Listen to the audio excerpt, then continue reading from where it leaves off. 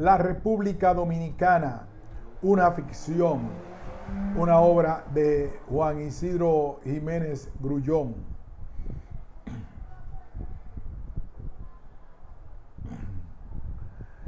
Naturaleza de la colonia. ¿Qué es la colonia? La enciclopedia Larousse nos dice que una colonia es un territorio ocupado y administrado por una nación fuera de sus fronteras y relacionado con esta por ligazones estrechas. Este es indudablemente el concepto tradicional y más generalizado. Sin embargo, la misma enciclopedia expresa que en el sentido de la colonia ha evolucionado a través de los tiempos. Esta evolución revela tres criterios particulares: el antiguo, el medieval y moderno, y el contemporáneo.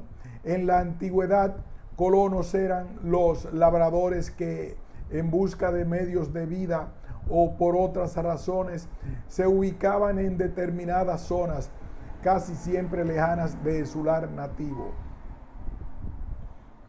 Si el florecimiento económico seguía a la ubicación, nacían allí ciudades que a veces alcanzaban esplendor. Los griegos, regidos por las normas políticas del Estado-ciudad, levantaron así colonias en varias regiones del continente europeo y del asiático. Todas estas colonias se regían por sí mismas. Los romanos fundaron colonias de ese tipo, sobre todo en Galicia, las Galias, España y África, que gozaron de un régimen político idéntico o similar al de la región originaria. Fueron, claro está, colonias esclavistas. Por la fuerza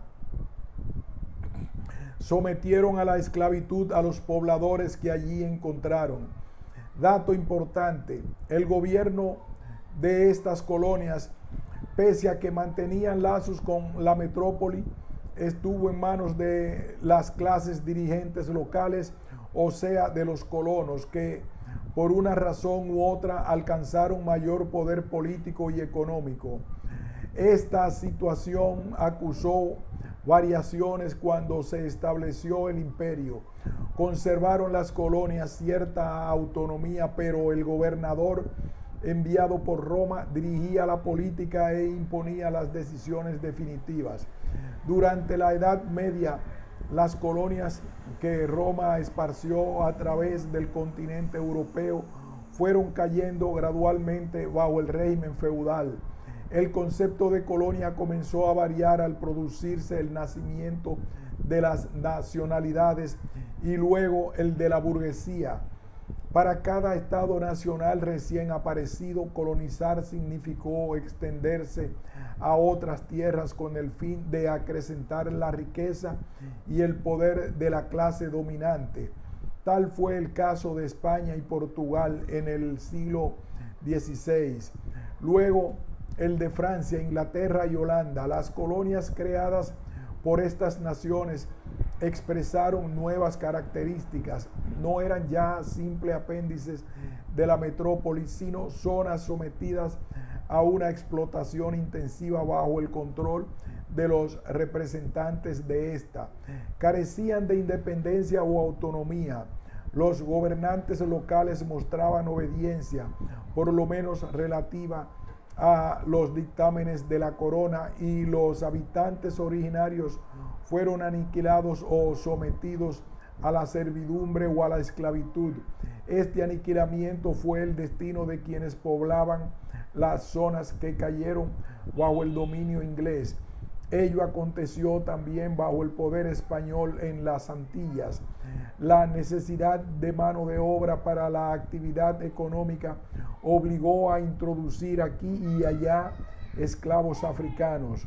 Colonia significó, pues, para la española la relación social esclavista y, por tanto, desintegración social que hacía imposible una auténtica convivencia. Terminado el periodo de la colonización, los hombres libres acusaron una división en dos clases, la de los peninsulares de presencia reciente o vieja, dueños del poder político y en gran parte del poder económico, y la de los nativos oriundos de peninsulares o de la unión de estos con negras o indias.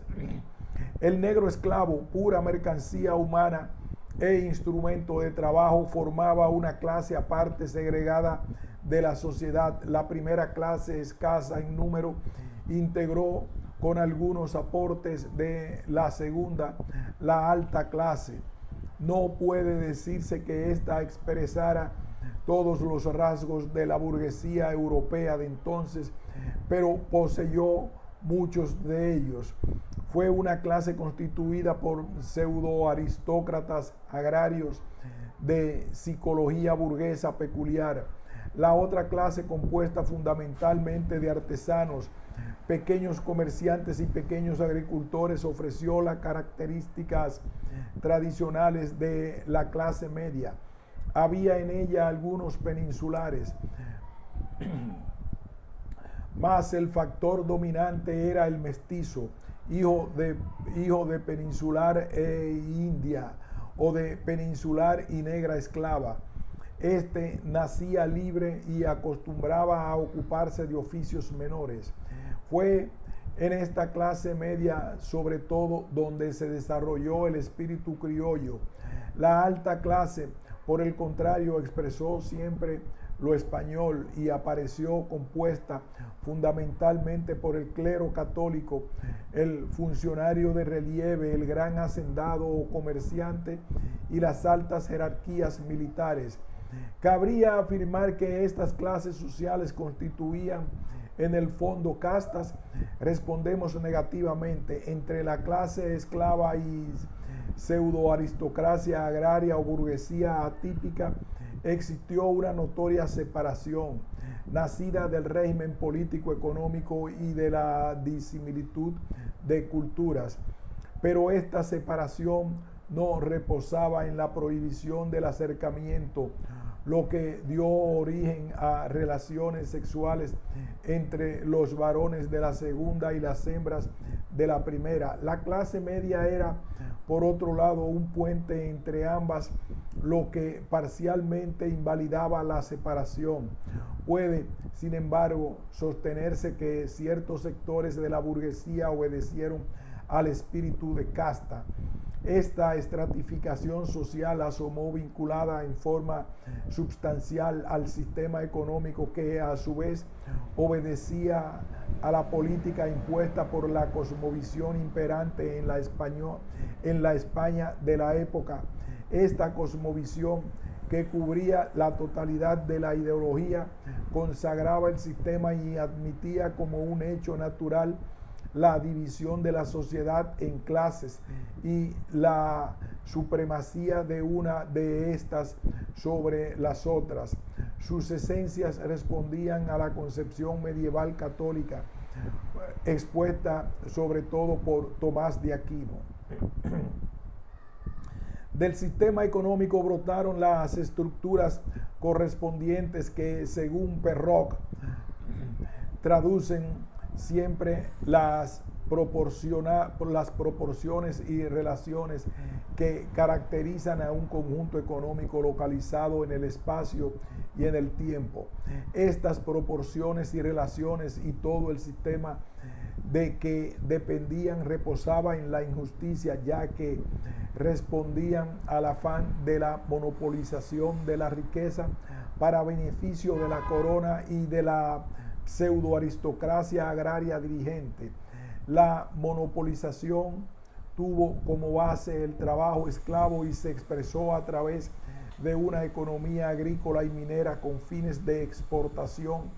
Vimos ya que el sistema entrañó la desintegración social, mantuvo a la clase media y evidentemente a la clase esclava al margen de la actividad educacional y de las posibilidades de superación económica.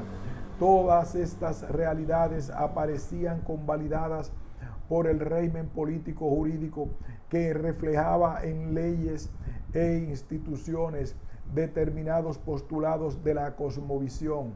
Colonia fue pues allí no solo el sometimiento a un poder extraño, fue toda una configuración económico-social fundamentada en el principio de la jerarquía absoluta de una clase minoritaria dirigente que explotaba y mantenía en la sumisión a las clases situadas en los niveles inferiores. Fue, para decirlo mejor, un sistema de vida que, basado en la opresión y por tanto en la violencia, impedía el desarrollo armónico de la comunidad, cerrando las puertas en razón de esto último a todo progreso. Ese sistema de vida lo encontramos en todos los regímenes coloniales de la época, y en lo que respecta a nuestra América no fue apenas superado por la independencia política. La razón es obvia. Las naciones recién aparecidas siguieron bajo el dominio de la alta clase que, al ser ampliamente beneficiada por el imperio de la antigua cosmovisión y el sistema económico derivado de esta, se esforzó en el mantenimiento de ambos. Lo viejo en el plano económico social quedó casi intacto, y aun cuando se produjo la desvinculación política de la metrópoli, la esencia del régimen político anterior continuaron reflejándose en múltiples instituciones y leyes y en la casi totalidad de los hechos. No se produjo en consecuencia la necesaria descolonización. El criterio que acabamos de exponer ha sido negado, al menos parcialmente, por algunos autores. Arguyen estos que al independizarse los Estados Unidos de la metrópoli inglesa, la burguesía norteamericana conservó el poder, lo que no impidió que allí se produjera una transformación de las realidades económicos, sociales, políticas e institucionales. En razón de ello, afirman dichos autores, no pueden ser culpada la burguesía hispanoamericana de entonces de lo que aconteció en América española. Olvidan quienes así se expresan que el caso de la burguesía hispanoamericana no es comparable no es comparable al de la norteamericana, mientras esta última, que también mostró en su juventud los rasgos de una pseudoaristocracia agraria, acusó al desarrollarse la tendencia progresista derivada de su cosmovisión, en la cual el protestantismo era en gran parte substancia y no menospreció ningún tipo de trabajo. La otra respondió a una cosmovisión que la colmaba de privilegios dentro de un orden social integrado por sucesivos niveles y estructurado de acuerdo con el tomismo, por la voluntad de Dios. Esta ubicación social privilegiada y la naturaleza supuestamente divina de dicho orden la empujaron a ver en el trabajo, sobre todo en el trabajo manual, una actividad denigrante. Insistimos en que esta burguesía hispanoamericana ha sido una burguesía atípica. Su base económica era la tierra y, por tanto, la misma de la aristocracia agraria europea de la época, pero obedeció a un espíritu de lucro y a una tendencia mercantil que no encontramos ya en esta aristocracia. Espíritu y tendencia característicos de la burguesía del viejo mundo. En el plano psicológico se hallaba pues más cerca de esta que de la mencionada aristocracia. Por eso la llamamos burguesía atípica, aun cuando en las páginas venideras suprimimos casi siempre el calificativo. El mundo se encuentra hoy frente a un hecho indudablemente trascendental. Casi todas las antiguas colonias han obtenido su independencia política. Se repetirá en ellas el caso de las naciones americanas. Aún es temprano para responder a la pregunta, pero cabe la aseveración siguiente: si no liquidan el sistema económico colonial y se liberan de la mentalidad colonialista, seguirán dentro del coloniaje. Es precisamente este criterio el que da a la palabra colonia su significado contemporáneo. Para el espíritu actual, colonia no es ya exclusivamente lo que la definición de la enciclopedia Larousse expresa. Para que exista una colonia no precisa ya la ocupación y administración de un territorio por una nación extranjera. Basta que exista lo otro, o sea, la configuración económico-social aludida y la función determinante de aquella mentalidad. Esta existencia implica forzosamente la dependencia o subordinación económica y frecuentemente política a una gran nación.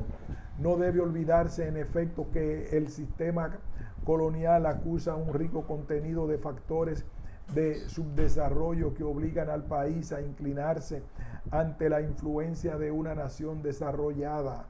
El imperialismo que se manifestó antaño en la conquista y el dominio total ulterior de determinados territorios se conforma hoy con lo común, por lo común, con ejercer esta influencia. Se dice, sin embargo, que nos hallamos en la era de la descolonización, es decir, responde a la verdad, porque pese a que la mayor parte de las colonias que han logrado recientemente la independencia no han podido aún descolonizarse totalmente, es indiscutible que el afán de una plena liberación que atañe al advenimiento de un nuevo sistema de vida es allí un anhelo casi generalizado. Nos hallamos pues en la era de la descolonización porque los pueblos víctimas del coloniaje han despertado ante su dramática realidad y aspiran a orientar por sí solos sus destinos. Claro está, descolonización significa desimperialismo, y cierto es que el imperialismo se halla en decadencia. El logro de la independencia política por las colonias africanas y asiáticas lo revela, pero todavía conserva vigor y es defendido y postulado por los sectores reaccionarios de las naciones desarrolladas. ¿Se convertirá de nuevo en una fuerza dominante? Es poco probable. No es preciso acudir al determinismo histórico para llegar a esta conclusión. Basta comprobar el vertiginoso auge del movimiento descolonizador y las consecuencias de la Segunda Guerra Mundial en el campo internacional. Viejas naciones imperialistas como Inglaterra han perdido su antiguo poder y pese a que clama por la unidad, el mundo occidental aparece dividido, víctima en el fondo de las contradicciones del capitalismo. El mundo comunista, a su vez, acusa también contradicciones cuya epifanía no soñaron Marx ni Lenin. Todas estas realidades no constituyen un estímulo para la descolonización. Es más, no están afirmando que se trata de un hecho histórico presente y futuro inexorable. Los pueblos hasta ayer o todavía sometidos serán por consiguiente en un lapso de tiempo imprevisible pueblos libres. Tomarán las comunidades africanas y asiáticas la delantera. Se dará el caso de que las nacionalidades recién nacidas se anticipen en el camino de la liberación total a los pueblos de la América indohispánica que obtuvieron hace más de un siglo la independencia política. El futuro lo dirá. Hay algo, sin embargo, que obliga a aceptar la posibilidad. Muchas jerarquías africanas y asiáticas aparecen liberadas de la mentalidad colonialista. Más aún, en la mayor parte de las sociedades bajo su dirección, esta mentalidad no respondió a una cosmovisión impuesta desde afuera. Contrariamente a lo que aconteció en nuestra América, las poblaciones aborígenes africanas y asiáticas conservaron bajo el sistema colonial europeo sus culturas propias. No se sienten, por tanto, espiritualmente atadas a lo ajeno. Y hoy los líderes de esos pueblos procuran, mediante la frecuente utilización de técnicas occidentales, soviéticas o chinas, desarrollar cuanto en cada una de estas culturas hay de positivo, suprimiendo simultáneamente lo negativo. Esta labor delata una clara conciencia del anticolonialismo, pues se revela un cambio de concepciones que forzosamente habrá de proyectarse en una nueva realidad social y económica, inspirada en la libertad y la justicia. Por obedecer a esta inspiración, la labor tiene un carácter revolucionario. Evidentemente, para que se produzca la transmutación aludida, es imperioso que aquella conciencia cobre cada día mayor extensión y fuerza. Es imperioso, en suma, la acentuación de la lucha contra el colonialismo. Pero, ¿qué es el colonialismo? La enciclopedia Larousse lo define con estas palabras: es la doctrina o actitud favorable a la colonización. Y agrega, mientras la palabra colonización designa un estado de hecho, el término colonialismo se aplica a una doctrina, o por lo menos a una actitud intelectual y sentimental.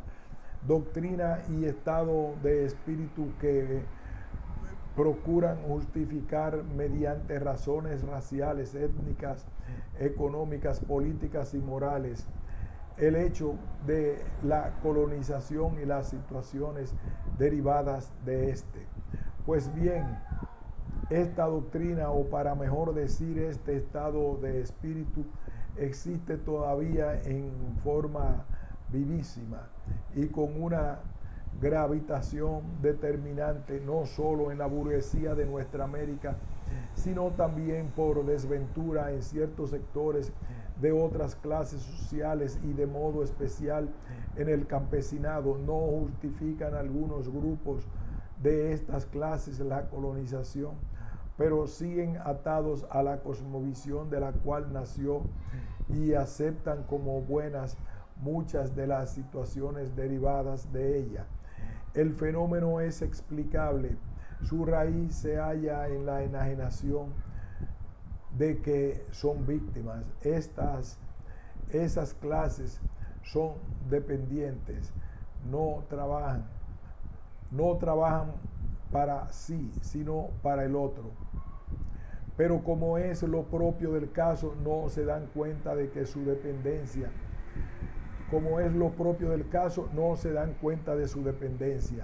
y mantienen la ilusión de la solidaridad con el victimario.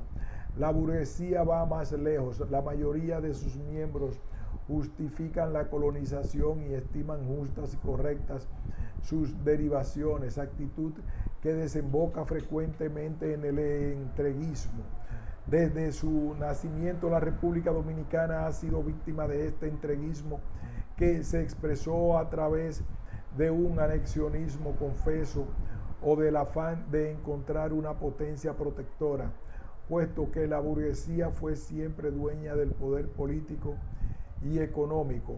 Tenía que ser así. Ahora bien, el entreguismo, al cual cabe ver como una expresión extremista del colonialismo, encontró allí siempre oposición popular, frente a la cual la burguesía mostró una transigencia relativa se conformó con mantener vigentes gran parte de las formas políticas del coloniaje y la casi totalidad de sus estructuras económico-sociales.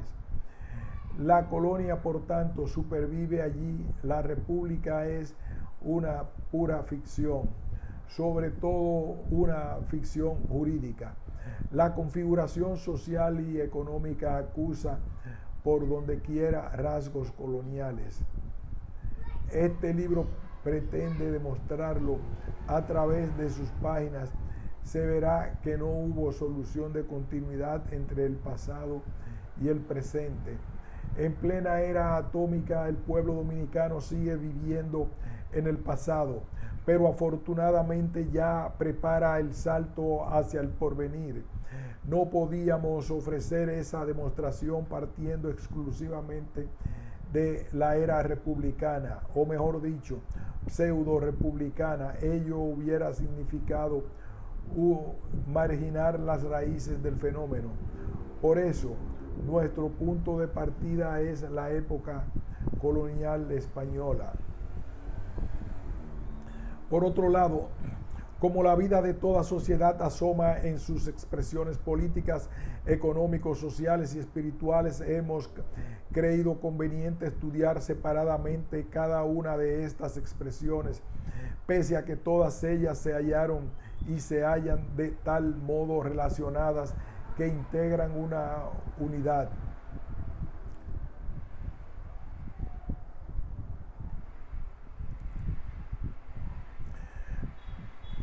Primera parte, la expresión política.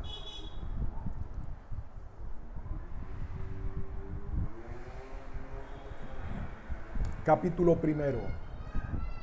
A pesar de que la historia ofrece constantemente asaltos, nunca hay una total solución de continuidad.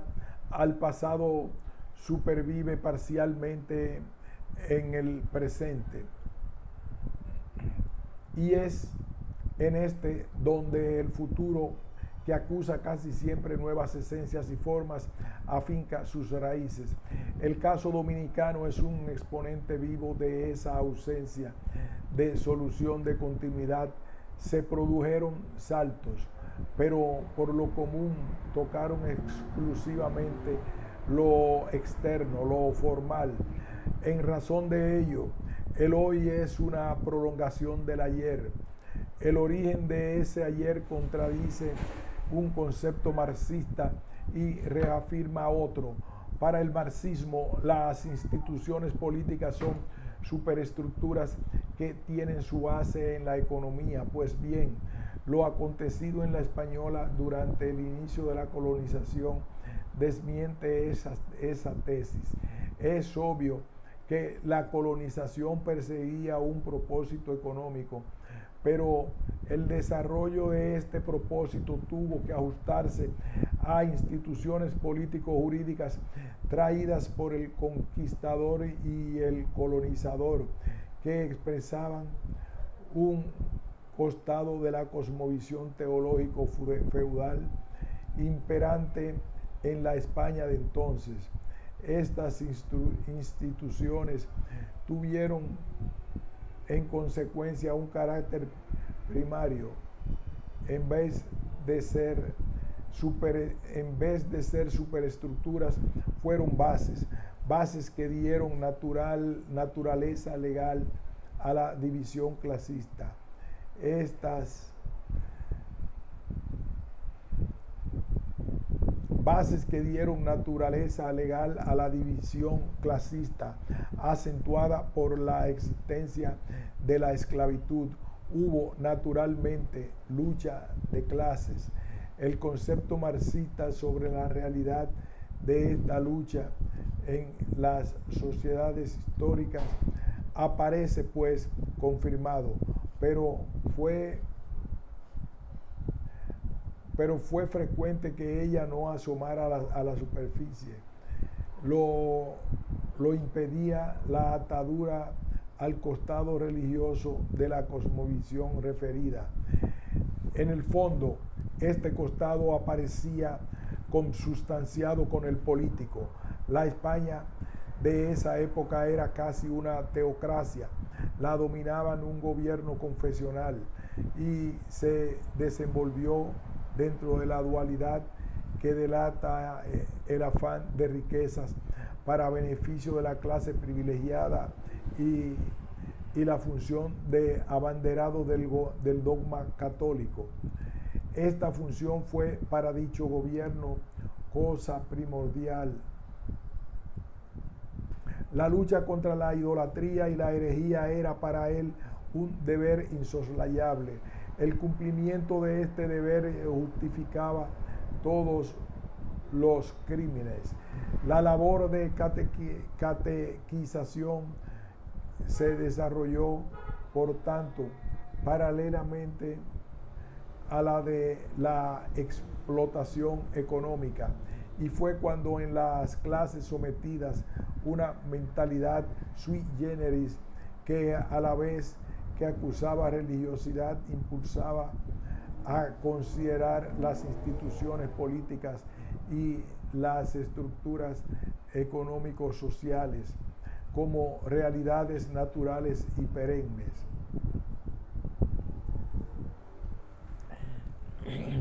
¿Qué rasgos acusó dentro de esa perspectiva el fenómeno político? Quedó circunscrito al poder y sus implicaciones. Este poder era ejercido fundamentalmente por el gobernador con la cooperación de la Real Audiencia, una pléyade de funcionarios civiles nombrados por la corona cubrían el campo administrativo, mientras los funcionarios militares velaban por el orden público y la defensa insular.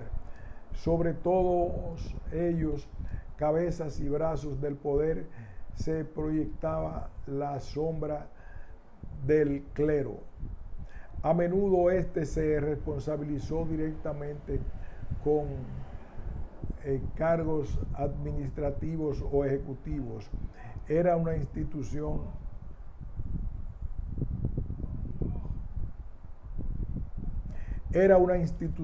colocada en la cúspide de la burguesía y desde allí influía sobre la marcha de la cosa pública. Asomaba en suma como la fuerza rectora, cosa harto explicable, dado el carácter confesional del régimen metropolitano. Todo el institucionalismo de este régimen pasó a la isla, así como al resto de la América hispana.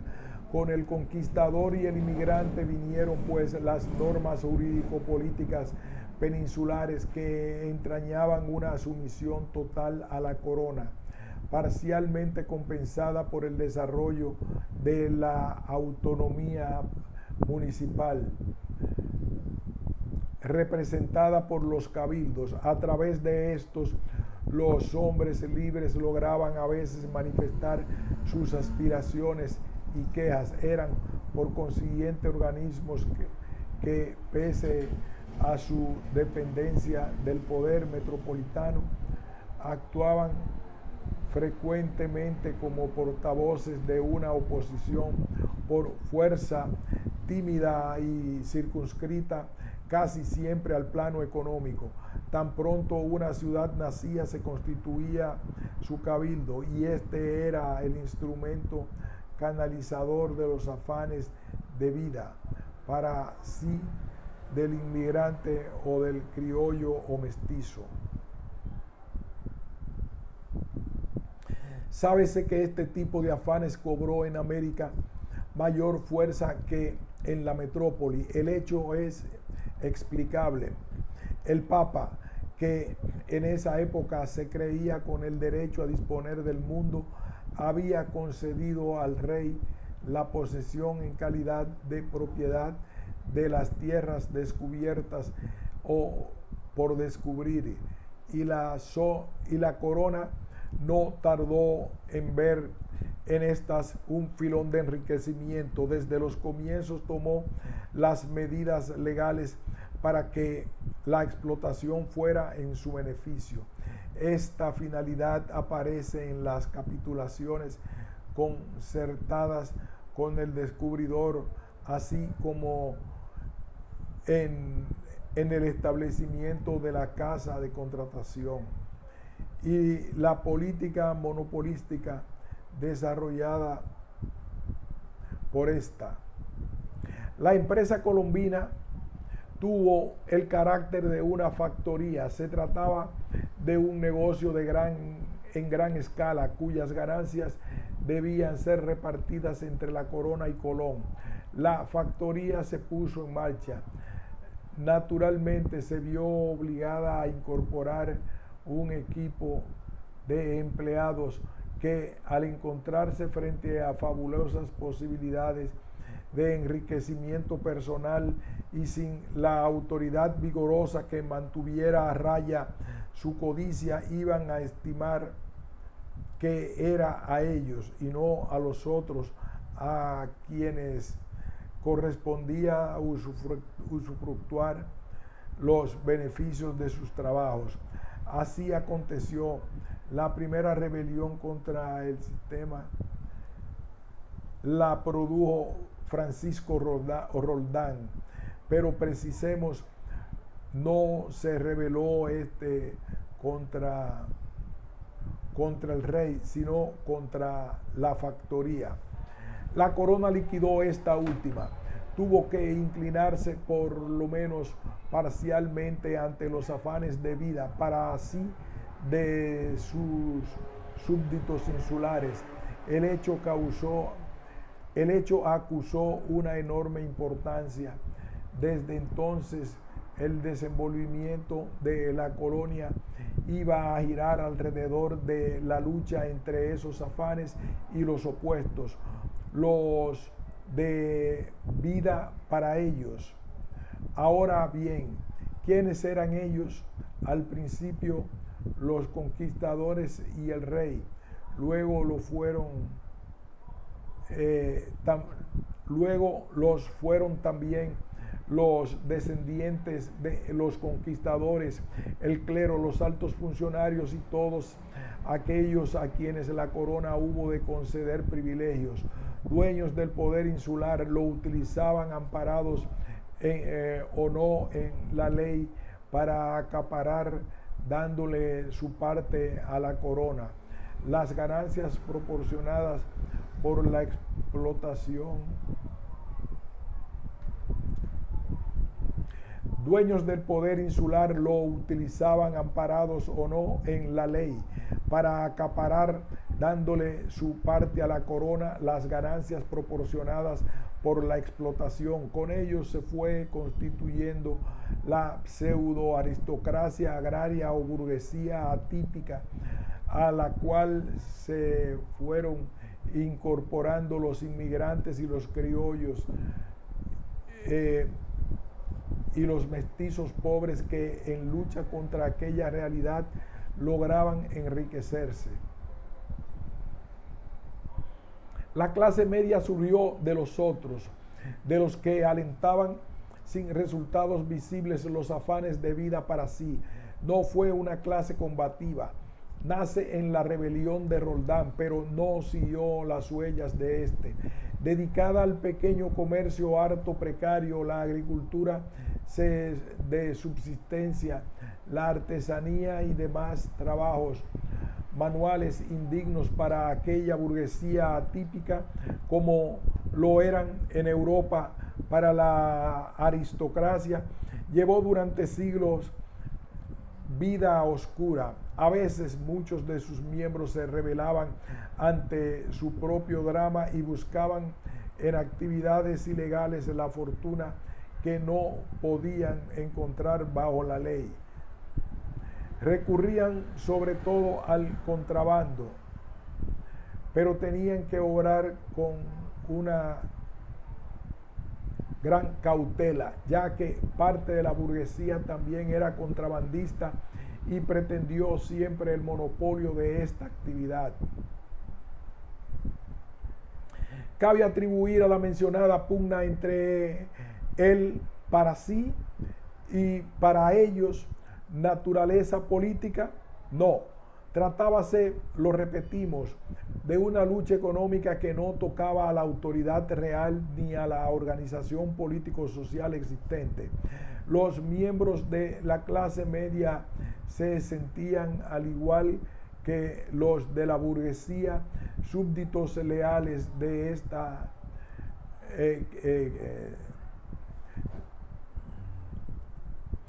de ahí los miembros de la clase media se sentían, al igual que los de la burguesía, súbditos leales de la realeza y veían con respeto y hasta con fervor cuanto ésta representaba. De ahí su sumisión ante el clero. En suma, más que un conformismo político existía en esta clase, lo mismo que en la burguesa, una amplia solidaridad con el poder metropolitano, nacida de la subordinación a la cosmovisión existente, dentro de la cual aparecía enraizada la cultura hispánica de la época. Es obvio que la pugna referida no era algo ajeno a esta cultura, puesto que revelaba algunos de sus rasgos o su substancia. Traducía, por un lado, la unidad derivada de la aceptación del dogma católico y de la creencia en que el deber fundamental del reino era extender para este dogma, y por otro lado el afán de justicia de una clase social preterida frente al materialismo grosero de la clase dominadora, lo que forzosamente recordaba el dualismo que el inmortal Cervantes encarnó en Don Quijote y Sancho. Había en todo eso indudablemente una viva contradicción, y es innegable que esa pugna fue el exponente máximo de la lucha de clases. El esclavo, no obstante su tragedia, permaneció ajeno a esta lucha, salvo en determinados momentos acusó una total sumisión. Vivió bajo el yugo y se acostumbró a este. Perdió la capacidad para la protesta. El dolor le aplastó el espíritu. Lo más sorprendente del caso es que tanto la burguesía como la clase media veían en la esclavitud un hecho real.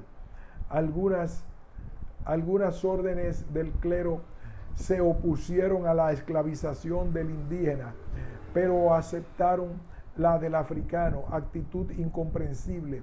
La aceptación envolvía a las claras una traición al principio cristiano de la fraternidad y la igualdad humanas. Pero Tomás de Aquino pensaba en el ánimo de la clerecía de entonces más que Cristo, y el primero había convalidado la esclavitud y el exterminio de los herejes. Existiendo en estos antecedentes, la postura se explica, como también se explica el que los reyes católicos consideraran de justicia esclavizar al infiel empecinado, como lo hicieron en la península con muchos moros.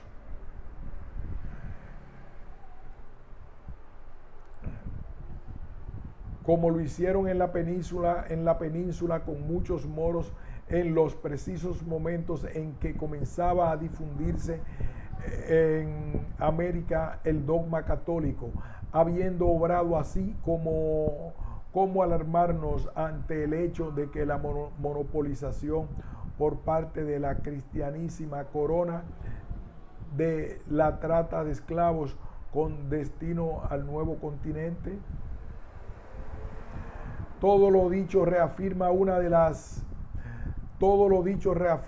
de nuestras aseveraciones iniciales. La actividad política quedó circunscrita a la clase dominadora.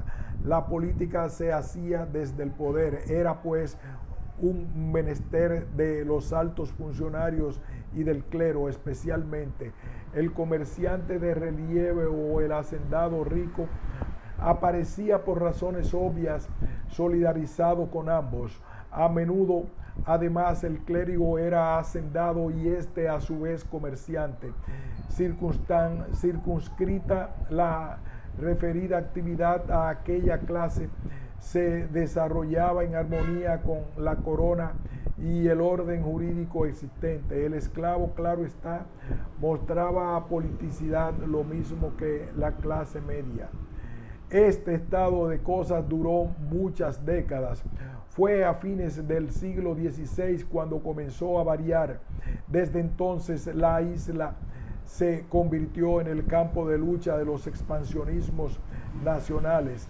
Los filibusteros franceses se establecieron en la zona oeste, que fue luego cedida por España a Francia.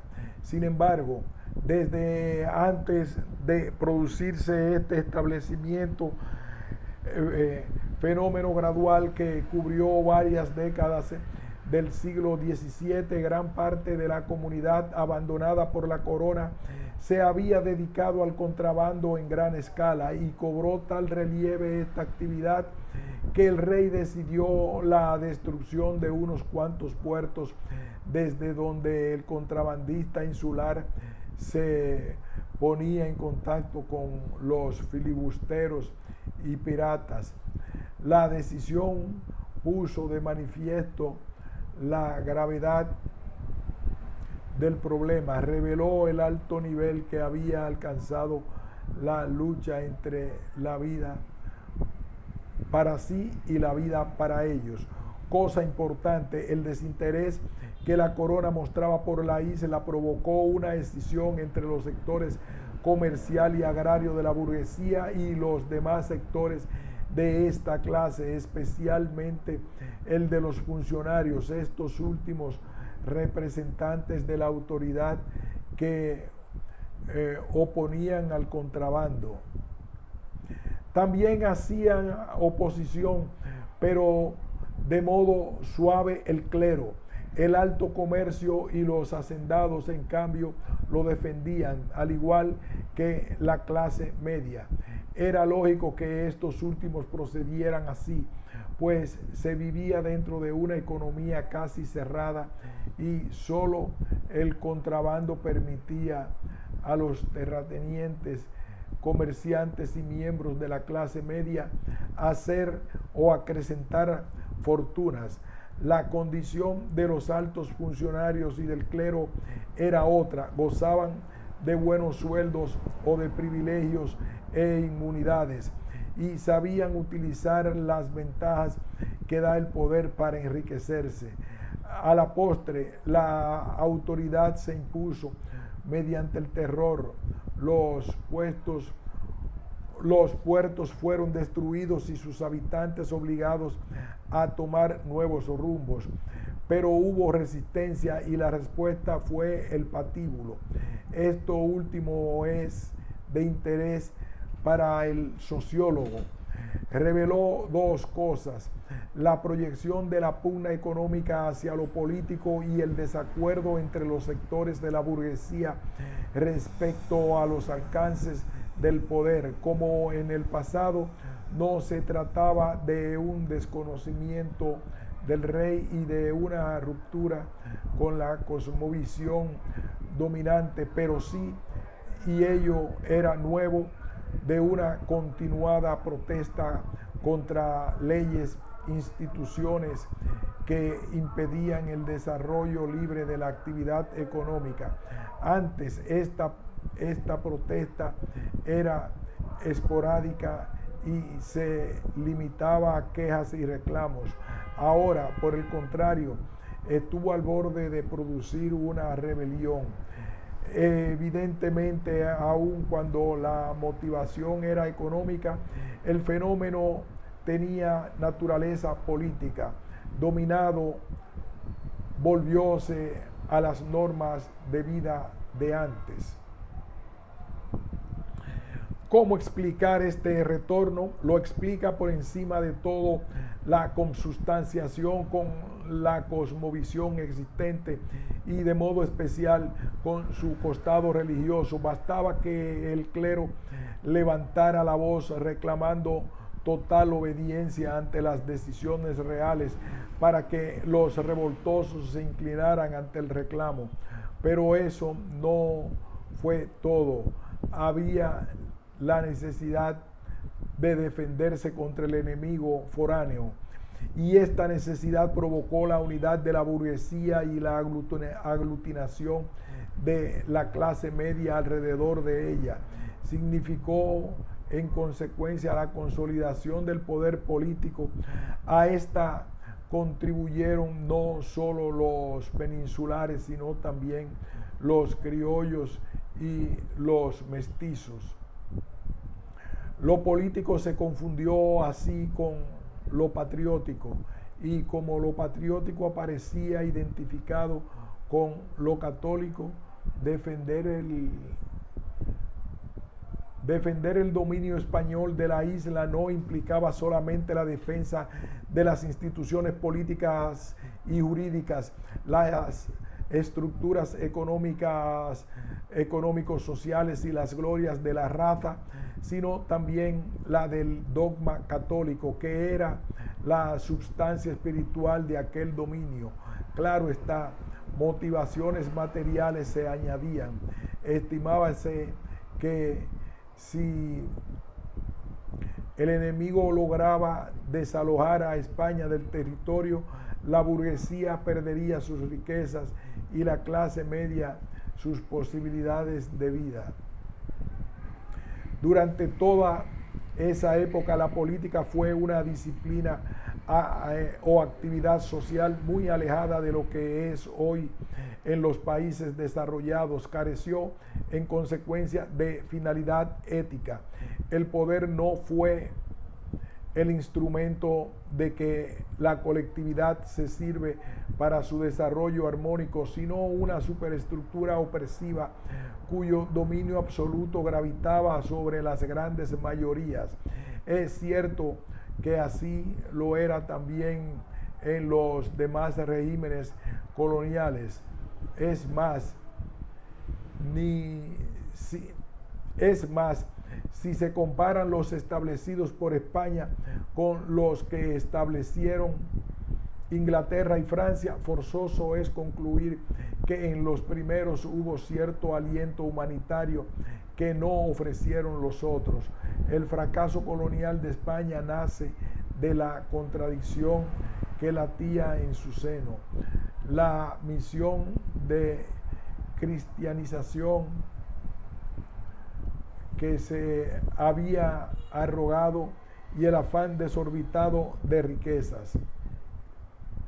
El fracaso colonial de España nace de la contradicción que latía en su seno, la misión de cristianización que se había arrogado y el afán desorbitado de riquezas. El auténtico cristianismo obliga a la fraternidad y el desinterés, virtudes en pugna en este afán que desde temprano prevaleció sobre lo otro. Casi todo el clero católico se entregó a él. Para la gran mayoría de los clérigos no era el imperio de los principios éticos cristianos, sino el nacimiento de la fe en Cristo y la obediencia a los ritos. Lo importante en el plano espiritual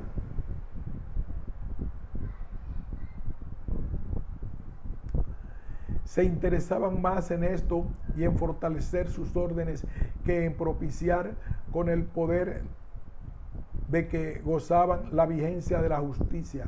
Fue pues una institución que, salvo un grupo ínfimo de miembros identificados con el Evangelio, traicionó a la doctrina que pregonaba. Asoma esta traición tanto en su frenesí de riquezas como en el apoyo a aquel sistema político económico plasmado en un conjunto institucional y estructural de abominable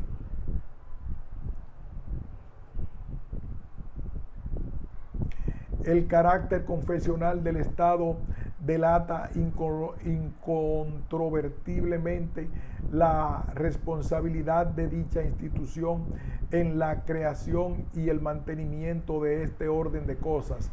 No es difícil señalar las características esenciales de aquel régimen político y definirlo. Si nos lleváramos del criterio marxista, diríamos que fue un régimen esclavista en el cual lo político prevaleció subordinado a las condiciones específicas de las relaciones de producción. No cabe duda que lo primero es correcto, pero lo segundo no. Fue un régimen esclavista, más tal como lo expresamos, las relaciones de producción se fundamentaron en lo jurídico e institucional, pero no basta eso para definirlo. Es preciso adentrarnos en otros campos y expresar que pese a la subordinación al rey, dicho régimen tuvo más bien un carácter oligárquico, y que dentro de tal oligarquía los altos cuadros del clero ejercían una función preponderante. Naturalmente, toda oligarquía entraña autocracia y riñe, por tanto, con el principio del bien colectivo, es más, obra frecuentemente en forma tiránica. Todo esto ofrece los elementos para la definición que sería la siguiente: dicho régimen fuera una oligarquía esclavista en la cual las normas autocráticas culminaron a menudo en la tiranía. Capítulo segundo.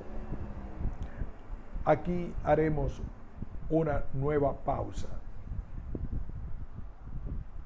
para continuar más adelante.